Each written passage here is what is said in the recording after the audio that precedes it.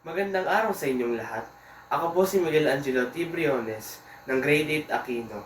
Nagaganap bilang Conde Adolfo ng Florante at Laura. Ha ha ha ha ha! Hindi pa sinisilang ang taong makakatalo sa akin. Ha ha ha ha ha!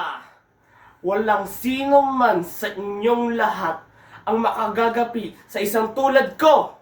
Kahit sino man, kahit kailanman, kahit ikaw. Oo, ikaw! Hindi mo ko kayang pantayan, Florante. Sa akin ang kahariang ito.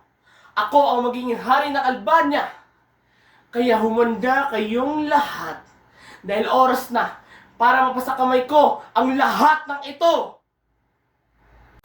Hayaan mo, simulan ko ito sa iyo, Florante. Nagkakamali ka ng iyong binangga.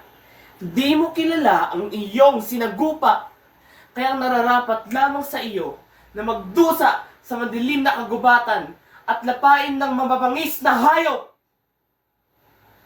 Isa itong babala sa inyong lahat. Kung sino man ang ay matulad kay Florante, sambahin nyo ang taong nasa inyong harapan. Sambahin niyo ako dahil ako ang makapangyarihan. Ako ang hari.